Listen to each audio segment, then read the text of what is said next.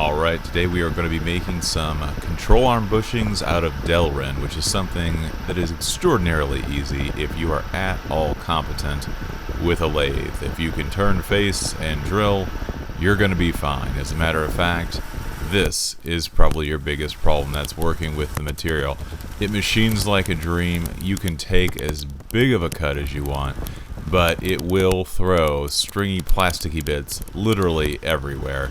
A lot of different things you can do to try and combat that, such as using a little bit of air or just taking less cuts than that was probably about 3/10 of an inch there. But nonetheless, a mess everywhere you look.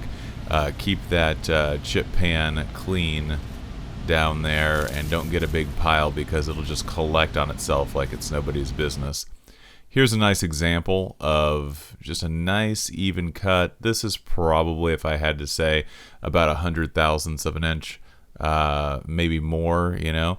So that's basically how I was doing on this, is just taking it down by quite a bit, you know, 1/10 of an inch at a time, sometimes 3, 4, maybe half of an inch at once. You can get really greedy with this. I kept my speeds at about 530 RPM, which is roughly where I should be. I just used the same SFM for aluminum, and it just ran it, even though this piece was 2 1/4 inches in diameter. That's what I would run it at. No problems with anything. Still a beautiful surface finish. Facing was also extraordinarily easy with this stuff. You could just rip it down like it was nothing. Now, one thing that would happen is you would kind of take a chunk out. You can see it here. It takes a little chunk out of the middle. I'm not sure if I had my tool height just a little bit off for that, or if that was just the last little bit. But that was ripping right through, taking off, I mean, the width of my tool sometimes. Spot drilling to put the hole through the bushing for the sleeve. Now, one thing I will say with this is, through a lot of the shooting, I was just seeing how far I could push this material, trying to get something that would look a little bit more exciting on camera.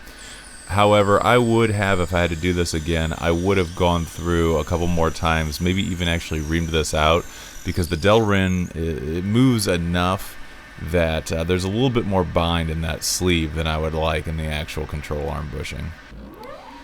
I did chamfer the bushings on both sides, so that way I had some options for all sorts of things, but I gave a little chamfer there, and that's easier to push in the sleeve when you got the nice chamfer there. And then I did go ahead and chamfer on the back side of the bushings when I was all done. You can kind of see here that chamfer initially where I drilled. I just went ahead and did a whole lot of chamfering. I'm going to say chamfering one more time in this video, just for the people that want to complain about it in the comments. Here's another thick rip going across. I mean, look at that. My goodness. One thing that I did note is that sometimes if you got just greedy enough, but not over the top, that was 3/10 of an inch right there, it would tend to sling the remnants of the Delrin just right. There we are with another chamfer on the back side, and here we have a completed side of the control arm in the back. When you get done with them, press them in. It's beautiful. Delrin control arm bushings. If you guys have got a lathe and you've got an automobile, why not?